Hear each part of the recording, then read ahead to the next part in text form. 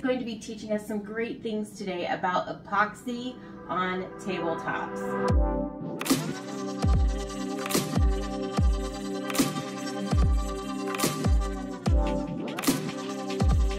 Hello furniture flipping friends. It's Grace Lauer with Uniquely Grace Designs and my beautiful and talented mother-in-law, Linda Lauer. She's going to be teaching us some great things today about epoxy on tabletops. Because y'all might need to do something like this with one of your pieces, especially if you think water, if you're going to have a vase of flowers, if any water were to get on any of your pieces out, a protective coat, that could be very damaging. So consider epoxy as a go-to. Stone Coat has come up with a epoxy that is called the Ultimate Top Coat. It's a two-part epoxy. And the Ultimate Top Coat can either be in a matte or a gloss finish, but this is amazing.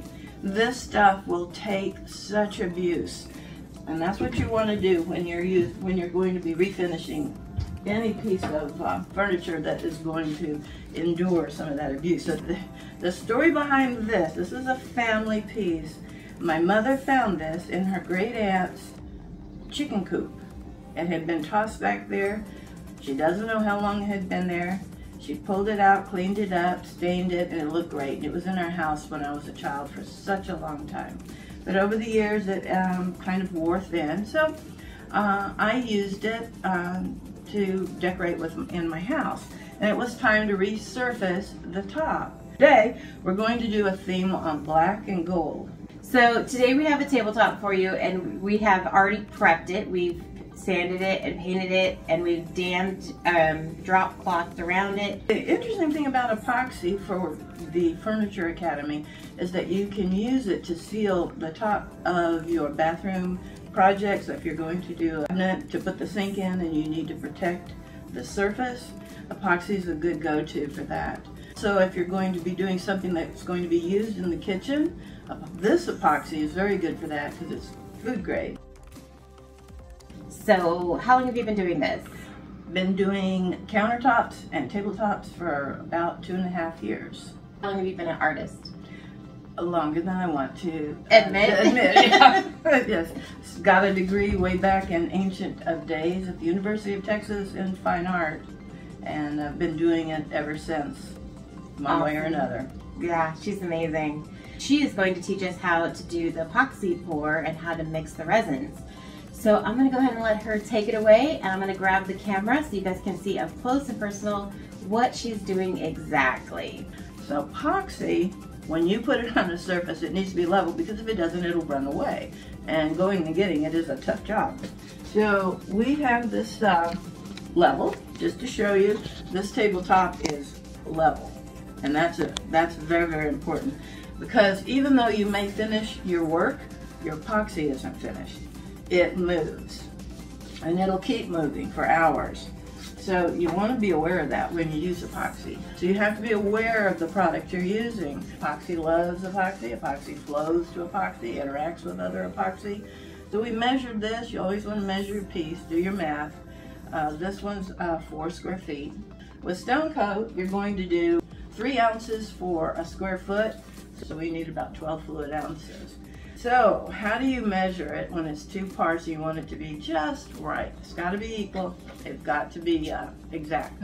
So what I do is I use a cup. This looks pretty good yogurt. I'm measuring just out of your kitchen. This is 1 cup. So I filled it with water, poured it in, and marked it at 1 cup.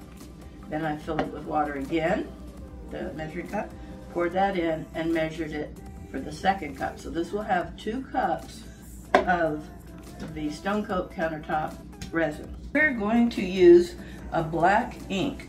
This is from Aluminide.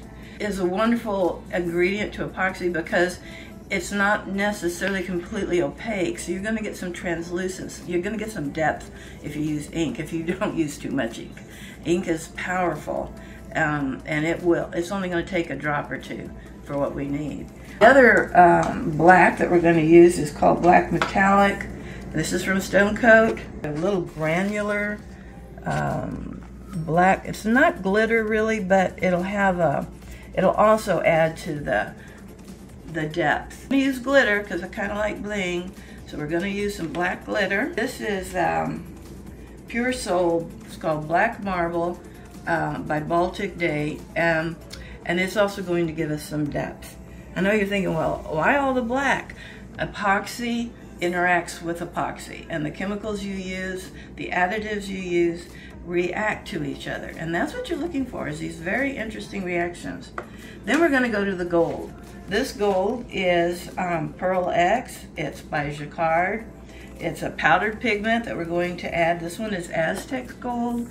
Well, it's gold alumidust, and it's a beautiful, beautiful gold.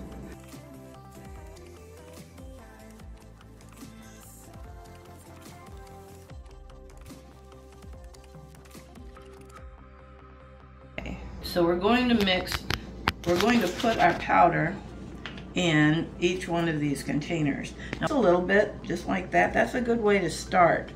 We use those to stir with. It's a good way to start. If we need more, we can always add more, but you can't take away. We're doing this in the kitchen, and Stove Coat has little to no VOC. The odors, you can't even smell it, and it's so safe because of that.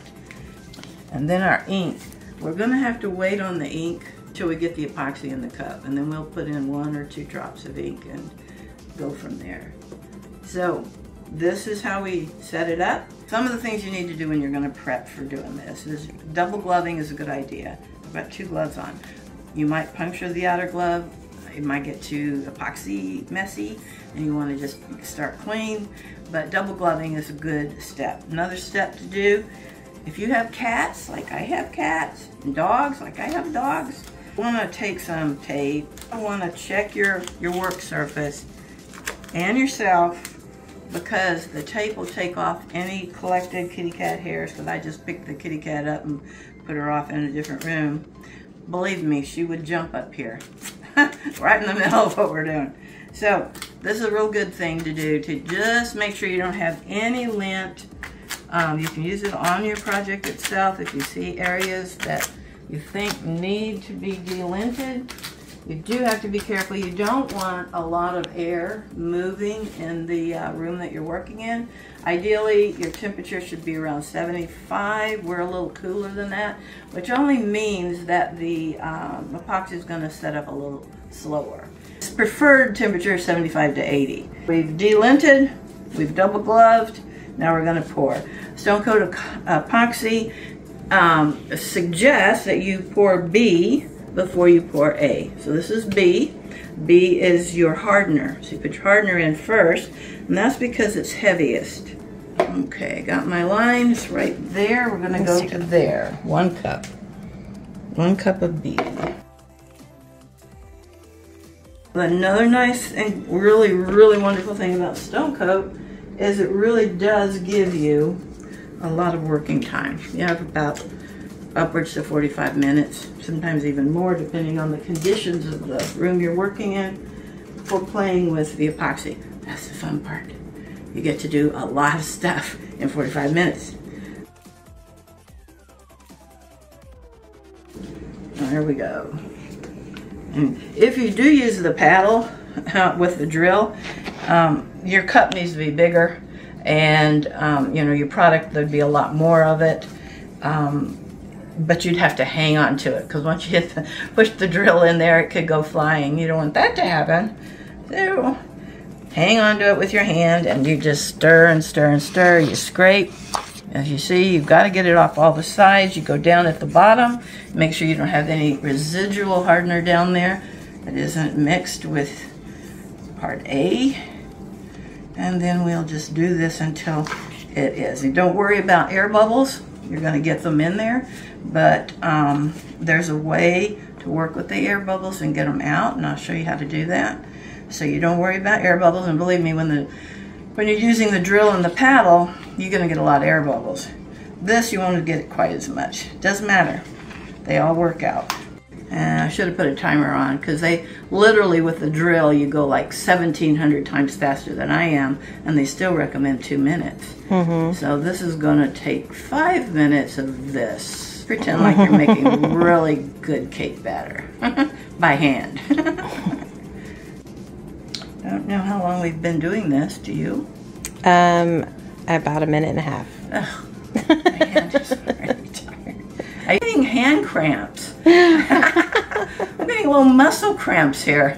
These muscles are like, oh, we don't remember ever doing this before.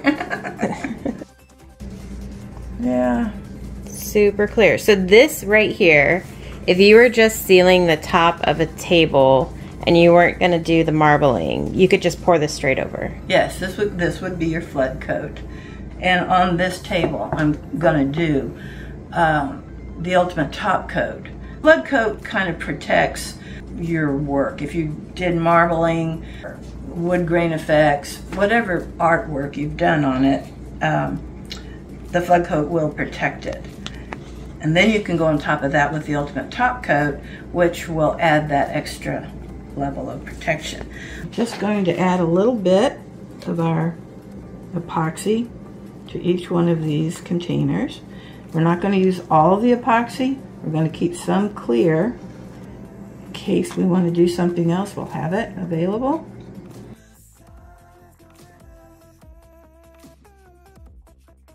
Now we have about a fourth left in the cup that may come in handy. We might want to do another color. We might just need to add a little bit more at the end.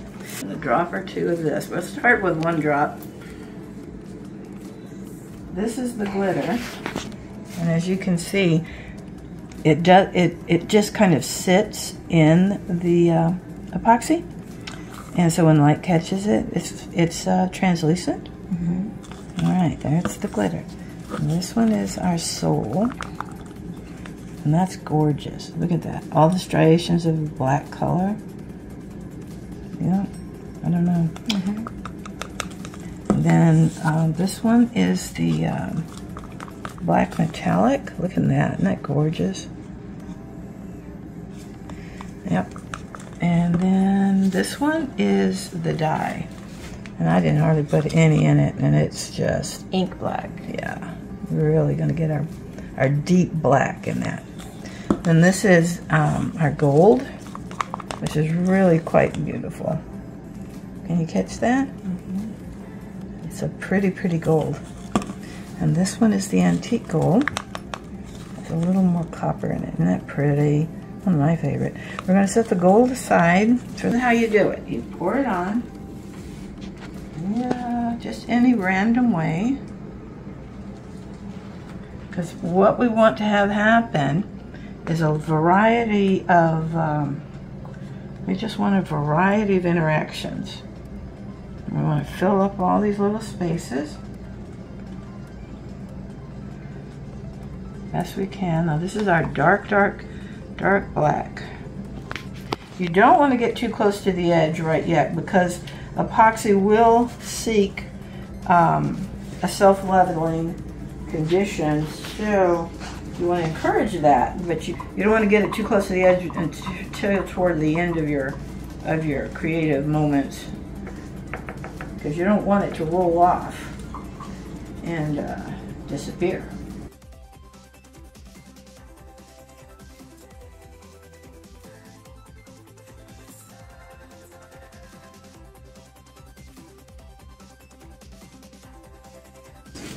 All right, you ready? All right, so we're going to just get it all over. You don't really care too much. You don't want to mix it too much. You want to just get everything covered as best you can, so that you don't have any tabletop surface left. Are you avoiding edges still? Yeah, I'm going to get closer, because once we hit it with the heat gun, we're going to find it moves. And because our room is cold, it's kind of viscous, not as liquidy as it would be if the temperature was closer to 80 degrees. It'd be more runny. Oh yeah.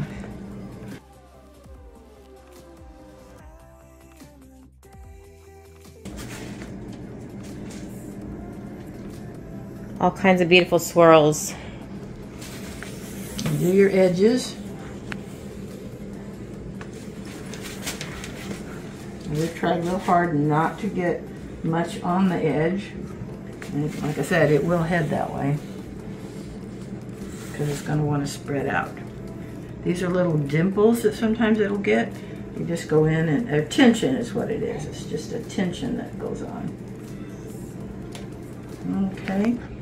Now we're going to get the air bubbles out. So you need a torch.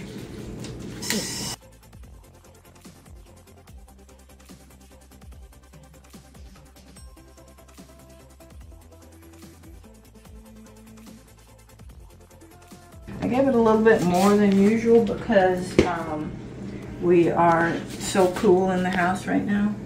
But do you see this little spot right here? Okay, so that's like a little tension spot. You want that. You want that to disappear. Okay. And so you kind of look it over to see if you have any more of those. Probably a couple. Doesn't that look smoky and mysterious? Sometimes you have to help the epoxy move toward the edge. Epoxy will go to epoxy. So what can you use instead of a blowtorch? Because that scares some people, I think. Well, a heat gun will work. So you can use a heat gun like this. That's a real good tool for this purpose. This is a Wagner. And then you can use, what else? The hairdryer you use to blow your different chemical colors. Okay, so this is for moving epoxy, not for it doesn't the work bubbles. as well for heat. Blowtorch is a very efficient way to go.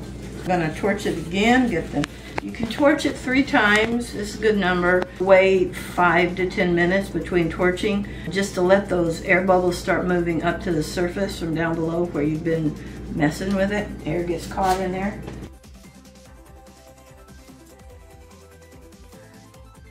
We're gonna go with the gold. All right, and this is what we're gonna do with that. Get it nicely stirred up, and we're going to start off the edge, and we're just going to lay it in, like that. This is why you put plastic on the floor. Yeah. Okay. Now this line that I made is not going to necessarily stay a line. If we blow it with a blowtorch, it will meld into the design. Can you explain why you're using the popsicle stick? Well, it just has a good way of letting the gold drip off of it. We can even do one massive run of gold with it. If you do it like this, let's see. So this one you're pouring, so you can see the difference in the thicknesses of the lines, and that'll affect how much gold is where.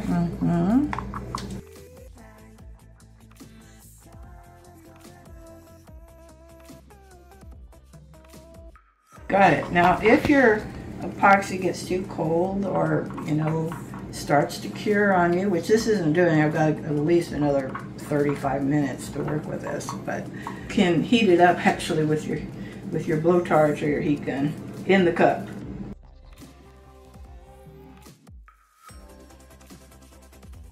I'll show you what happens when you use your heat with this. Because you can move it around.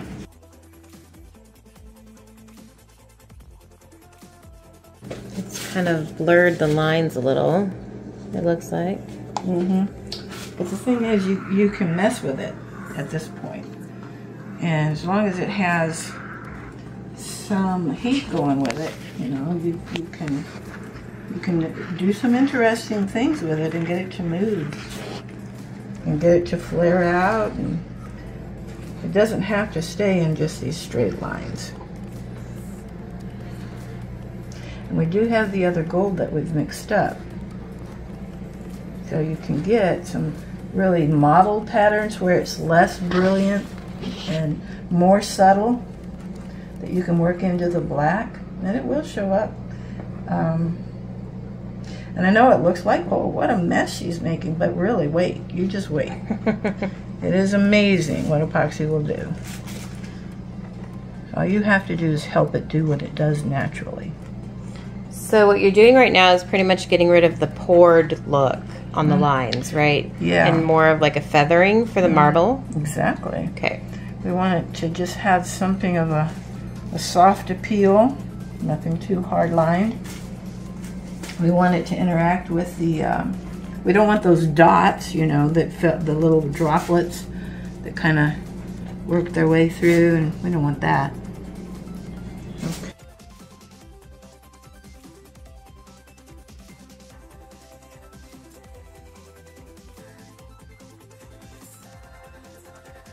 To give it another blow on your torch.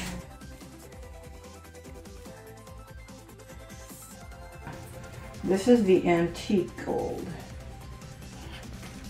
There's really not a lot that that can. You gotta be flexible. You gotta, you know, think, well, I don't really care. You know, I'm not trying to do a portrait. You don't want to have that kind of an attitude because you'll be disappointed. What you want to do is have an attitude of exploration and adventure, because epoxy is going to give that to you. It is a very adventurous product. And the more you do, the more you want to do. Unfortunately, pretty soon every piece of wood in your house has epoxy on it. From cup coasters to cutting boards that you thought you were going to use, and no, they become epoxy boards. And then that's kind of fun. What you see now is not the way it's going to end up. That's the cool thing about it. It has a life of its own. It's kind of like a 16-year-old teenager. It thinks it knows what it wants to do.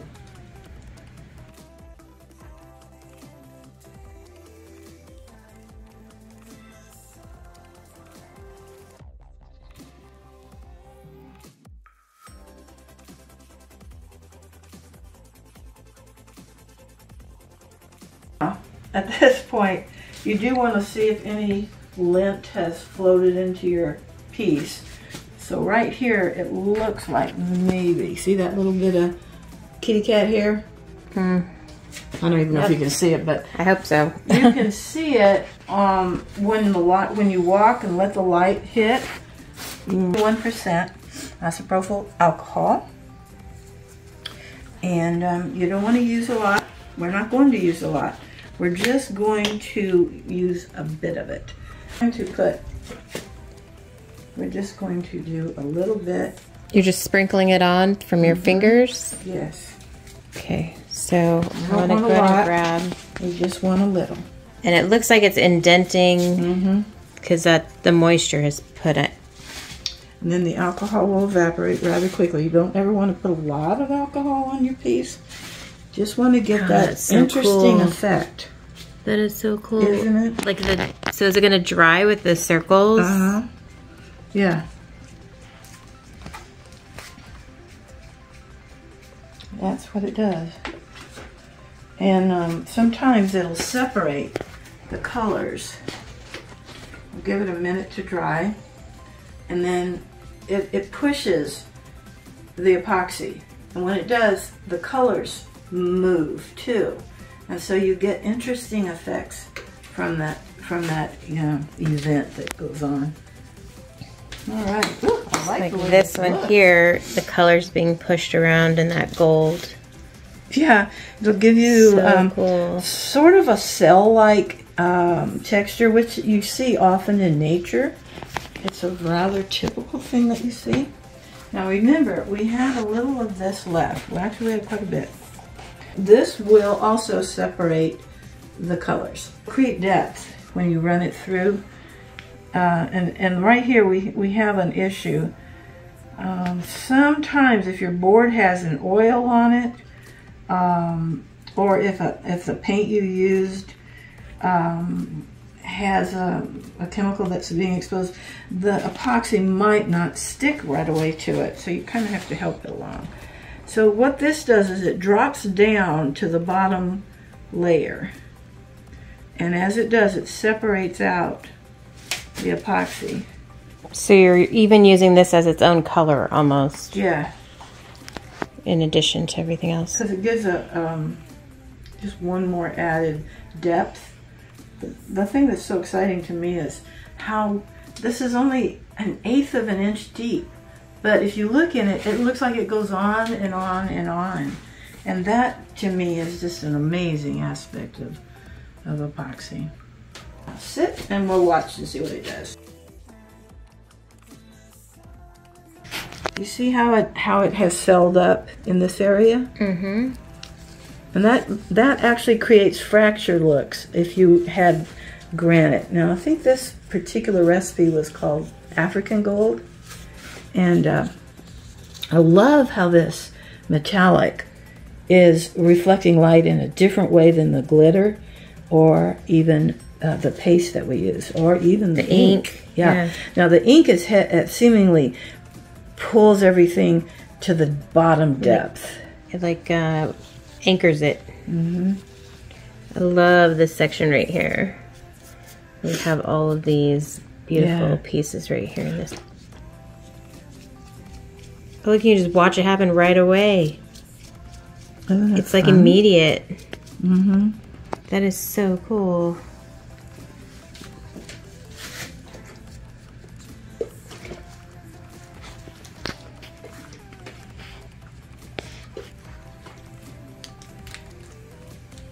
Once the alcohol evaporates, then we can go back in and torch it. I did torch it once when it hadn't evaporated. It's really amazing. Flames. It's like, ooh. Flambe. Oh my, yeah. Get your skewers. Get so your how long do you have skewers to, how long should you normally wait for the? It doesn't take long. A minute, 2 minutes maybe, but yeah, it depends on your environment. But the alcohol's already dissipating.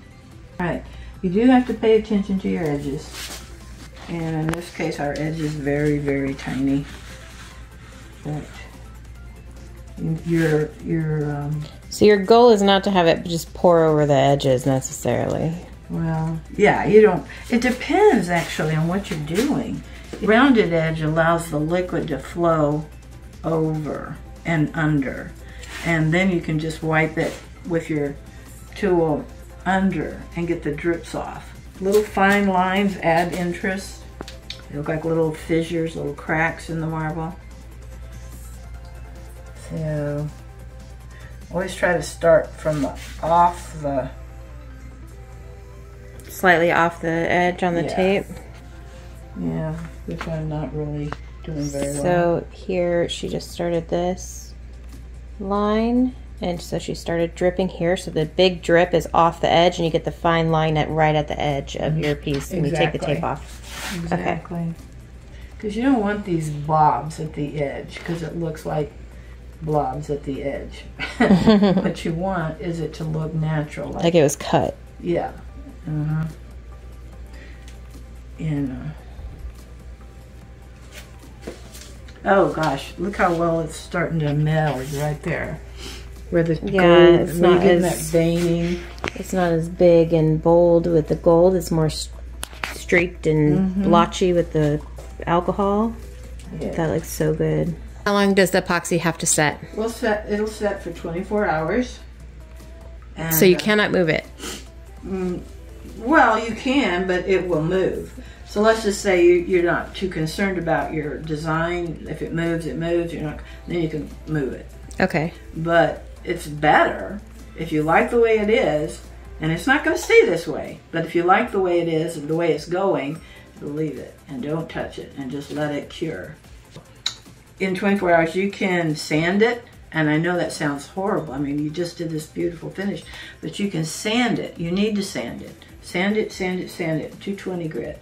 Then you can do your flood coat, and that's your protective coat, and that gets rid of all the little things that stick up, and you know, if you have little things you didn't see in there, little kitty cat hairs, you can get them at that time. You can cover them up.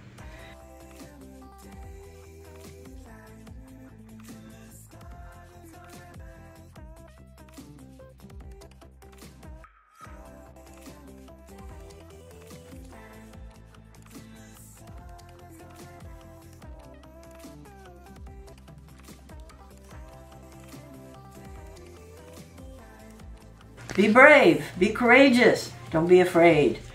Go for it. Linda, thank you so much for being on my YouTube channel, and thank you all for watching. Make sure you like, subscribe, and ring the bell, click on the bell so that you can follow all the updates on new videos that we are going to be having. And thank you so much for having me. My pleasure, my enjoyment, my delight. Awesome. Thank you so much for watching. Have a wonderful day. Bye. Remember, you got this and I've got you. Bye. Okay, so You're going to become our resident epoxy guru in our group, by the way. Yay!